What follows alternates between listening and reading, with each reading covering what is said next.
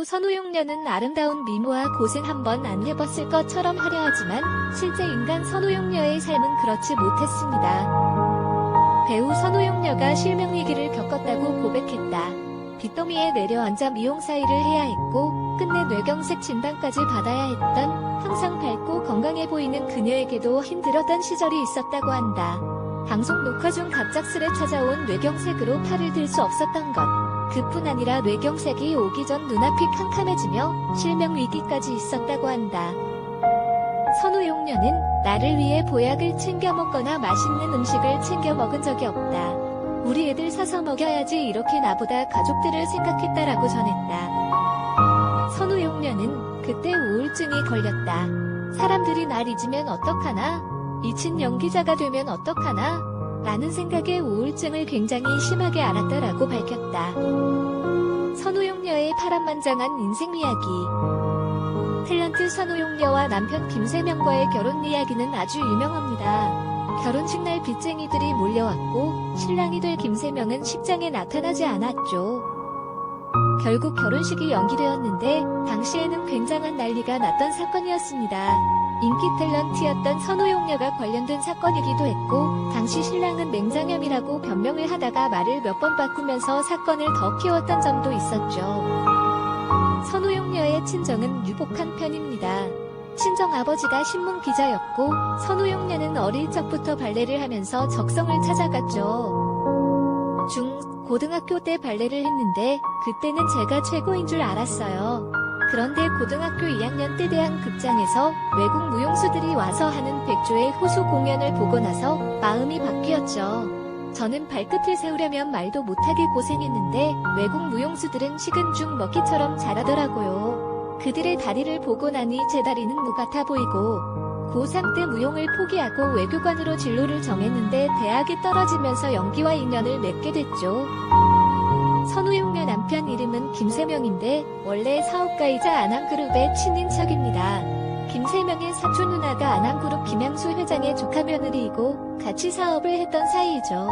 선우용녀와 김세명의 나이 차이는 10살이고 팔남매의 맏아들이었습니다. 처음에 김세명이 선우용녀의 팬이었고 선우용녀 이모와의 친분을 이용해서 접근합니다. 몇 차례 전화통화를 했어요. 그름께 한번 봅시다 물결표라고 구수한 사투리를 쓰는 남편에게 호기심이 생겨 데이트 신청을 받아들였죠. 명함을 내밀었는데 현주소 서울, 본적 전라도 해남이라고 써있는 게 너무 박력있고 멋있게 보였어요.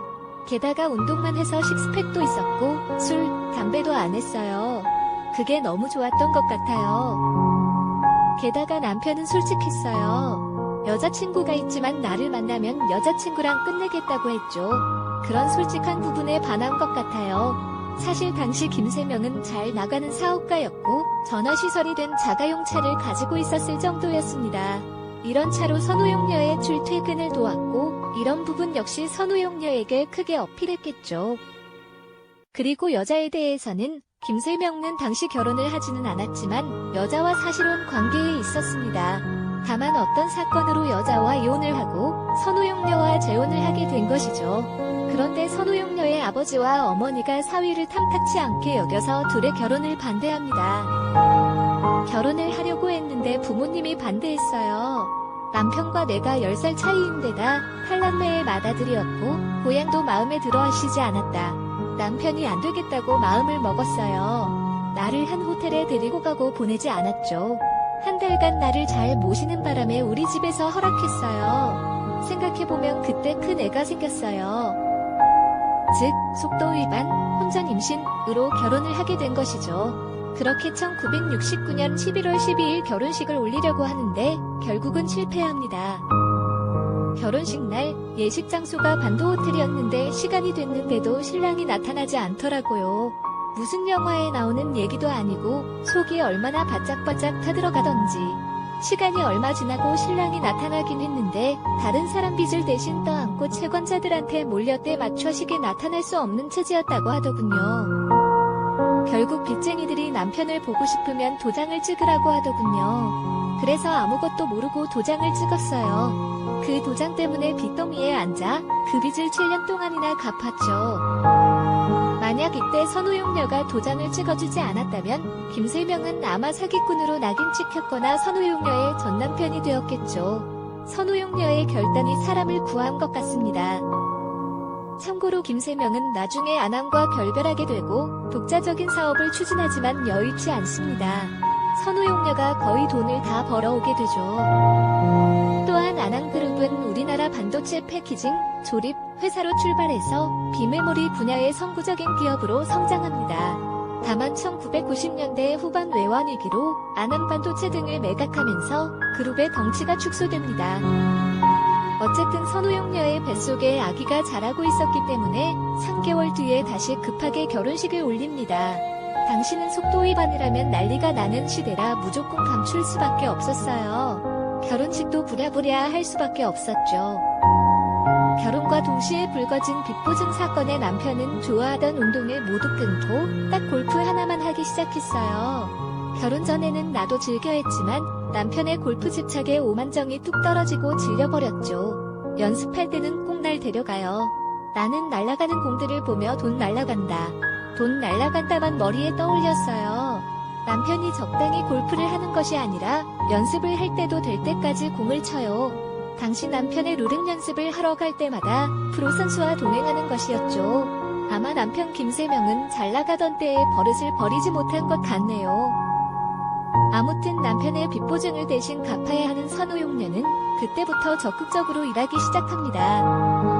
남편 빚 갚느라 한 번에 영화를 13편이나 출연한 적도 있었어요.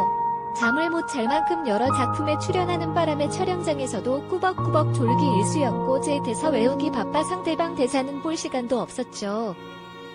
딸 아들을 연년생으로 낳았는데 개소기를 하느라 산후조리도 못했어요. 큰딸 연재를 낳고 나서는 바로 아시라는 드라마에 출연했는데 아이 낳고 사흘 만에 강릉 경포대에 빠지는 장면을 촬영했고 아들을 가졌을 때는 영양실조로 쓰러지기도 했죠. 한복을 입어서 임신하고 출산한 게 화면상으로는 표시가 나지 않아 그나마 다행이었어요. 몸을 풀고 산후조리도 제대로 하지 못했던 것 같네요. 게다가만 며느리로 시댁 식구들까지 챙겨야 했습니다. 결혼하니까 아래로 시동생 둘만 결혼하고 다른 동생들은 다 우리가 보살펴야 하는 처지였는데 맏며느리니 어쩔 수가 없었죠. 부모님이 억지로 때밀어 결혼한 게 아니니 수중에 시봉 한 장 없어도 신정이 힘들다는 말을 못하겠더라고요. 결국 선우용녀는 결혼 10여 년 만에 빚을 모두 청산하고는 아이들 교육을 위해서 미국으로 이민을 갑니다. 초등학생이던 연재가 하루는 집에 돌아오더니 엄마, 다른 집 엄마들은 왜 집에 있어? 라고 묻는데 정신이 번쩍 났어요. 그동안 시어머니가 아이들을 키워주셨는데 제가 아이들한테 너무 소홀했다는 생각이 든 거죠. 그때부터 이민을 준비하게 됐죠. 제가 한국에 계속 있다 보면 아무래도 일을 거절하지 못할 것 같아 이민을 결심했어요. 아마 빚을 갚기 위해서 일을 해야 했던 선우용녀의 입장에서는 아이들이 더 안쓰러웠을 것 같네요. 미국에서 선우용녀 김세명 부부는 식당을 하지만 사기를 당해서 전 재산을 날리게 됩니다. 그렇게 6년간 미국 생활을 하던 선우용녀는 1989년 드라마 역사는 흐른다로 국내 복귀를 하게 됩니다. 잘 모르는 식당을 하면서 사기를 당하는 것보다 잘하는 연기를 계속하자는 생각이었죠. 결국 선우용녀는 계속 일을 해야만 하는 가장이 됩니다. 결혼 초에 남편한테 2년 동안 돈 받아보고 평생 내가 돈 벌어먹고 살았어요. 친정어머니는 제가 일하는 걸 누구보다 안타까워하셨지만 제가 경제적으로 능력이 있다고 해서 남편이나 시집 식구를 함부로 대하지 말라고 그러면 그동안 고생한 것마저 빛을 못 보고 도로 아미타불이 된다고 하셨어요. 이를테면 참는 게 이기는 것이라는 말인데 요즘 사람들이 들으면 바보 같다 생각할지 몰라도 인생살이에는 그만한 진리가 없다는 생각이 들어요. 결국 남편의 무능력으로 선우용녀는 평생 일을 하게 됩니다. 처음에는 남편과 부부싸움도 하게 되지만 끝내는 깨달음을 얻게 됩니다. 맨 처음엔 약올랐죠. 한 10년 동안이나 맨날 약올라서 막 싸움하고 그 이튿날 일어나 보니 내 얼굴이 죽을 상이 됐더군요. 남을 미워하는 건 내가 괴로운 거구나. 우리 남편은 받을 복이 있는 사람이었구나. 난 일할 복이 있고 그러면 저 사람 때문에 내가 일하는구나. 이렇게 생각하니까 이제 용서가 되더군요. 게다가 나는 집에 있는 것보다 일하는 게 더 낫다고 생각해요. 선우용녀의 선우용녀의 깨달음은 곱씹어볼 필요가 있을 것 같습니다. 선우용녀의 시대는 이혼이 크게 흠이 되는 시대이지만 요즘은 그렇지 않습니다. 이런 배우자라면 그냥 깔끔하게 정리하고 새 출발을 하는 것이 더 나은지도 모릅니다. 그렇다면 선우용녀의 그런 수많은 괴로움과 경제적인 문제를 겪지 않았을 테니까요. 혹은 선우용녀처럼 남자 대신에 실질적인 가장이 되어서 돈을 버는 것도 나쁘지 않습니다. 재혼을 해서 더 나쁜 사기꾼 같은 사람을 만날 수도 있고 또 결과적으로 선우용녀 부부는 백년해로를 했으며 자녀들 역시 이혼 가정의 아이들이 되는 것을 막았으니까요. 그는 욕심 없이 인생을 살고 싶어 한다. 자신의 현실에 만족하면서 돈에도 별다른 욕심을 부리지 않고 남은 인생을 남편과 같이 건강하게 사는 게 꿈이라고 털어놓았다.